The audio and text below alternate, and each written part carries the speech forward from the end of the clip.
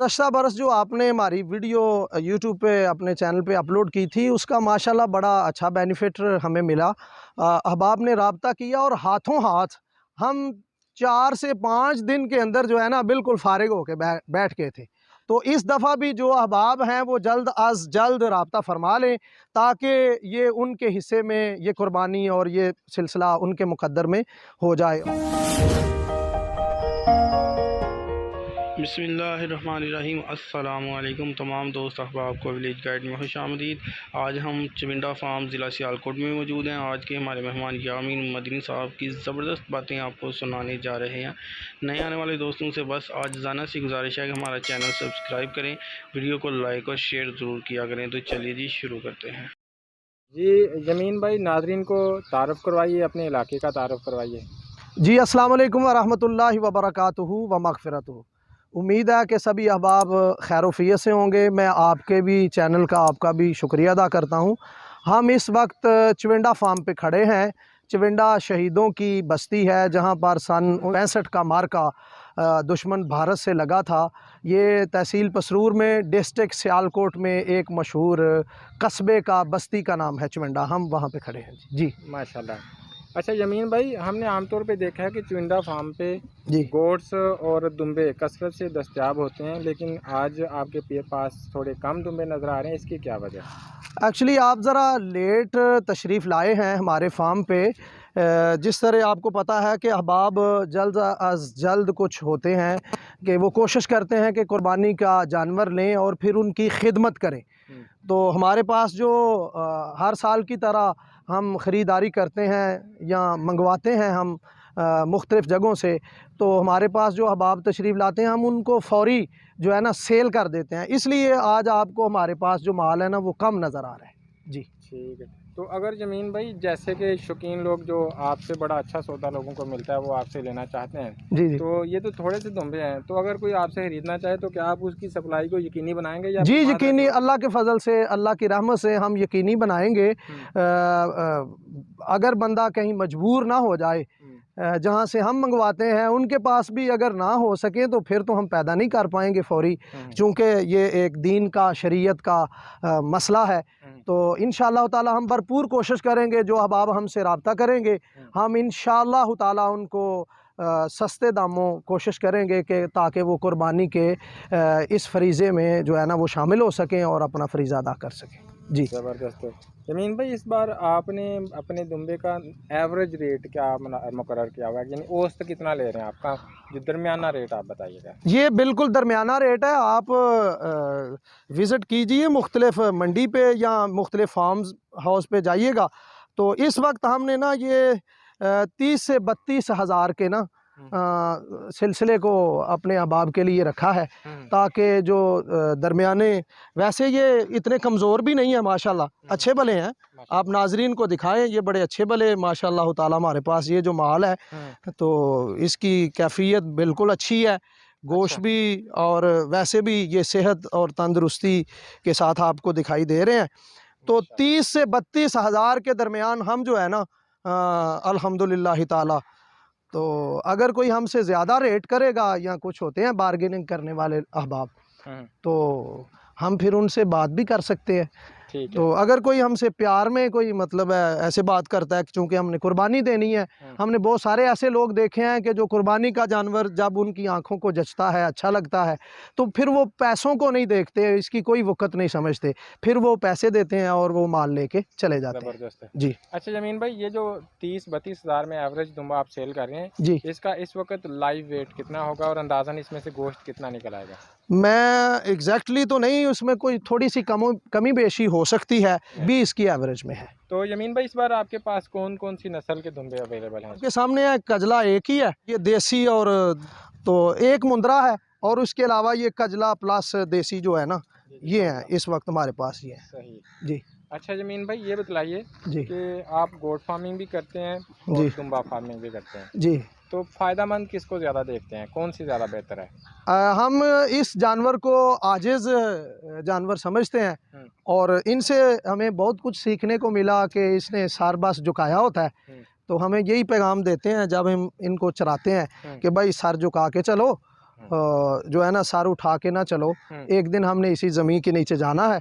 तो मेरा ख्याल है कि हमें ये अच्छा लगा है, हम ये कर रहे हैं। वैसे तो दूसरा बकरियों का सिलसिला वो भी हम बक़दरे ज़रूरत अगर किसी दोस्त को चाहिए हो तो हम उसके लिए ख़रीदारी कर देते हैं।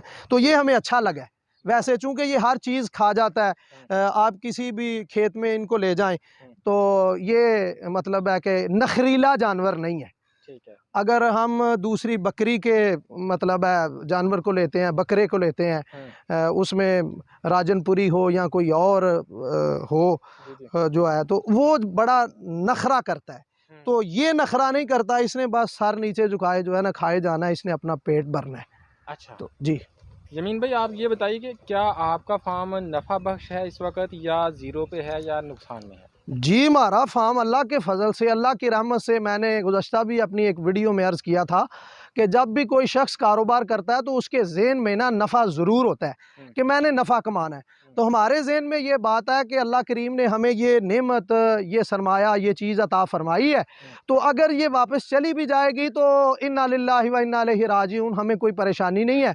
अल्लाह ने अता की थी, अल्लाह की तरफ वो वापस चली गई है। तो वैसे हमें इसमें कोई नुकसान नहीं है और नुकसान हुआ भी नहीं है। अगर कोई बकरा या छतरा कोई हमारा बीमार हुआ है या कोई मतलब हमने ज़िबा कर लिया है, खिला दिया किसी को, तो अल्लाह करीम ने उसकी भी हमें बरकतें अता फ़रमाई हैं। नफ़ा ही नफ़ा अल्लाह पाक ने इसमें हमें अता फ़रमाया है और ये नफ़ामंद काम है अल्हम्दुलिल्लाह। माशाल्लाह। अल्हम्दुलिल्लाह मैं यही बात वाज़ा करना चाह रहा था जो आपने समराइज़ कर दिया कि नफ़ा बख्श है। जी। कुछ लोगों से मैंने सुना है कि बकरी फार्मिंग या भेड़ें पालना मुनाफा बख्श नहीं है।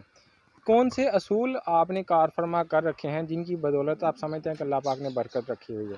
सबसे पहले तो मैं समझता हूँ कि बंदा मुतवक्कल होना चाहिए, अल्लाह करीम की ज़ात पर तवक्कुल करना चाहिए। सबसे बड़ा नबी अलैहिस्सलातु वस्सलाम का फरमाने ज़ीशान है, मेरी उम्मती कोई शख्स कलमा पढ़ने वाला तवक्कुल करे तो वो अगर ज़मीन की मट्टी ज़र्रे को भी उठाए तो अल्लाह ताला उसके लिए उसको भी सोना बना देगी।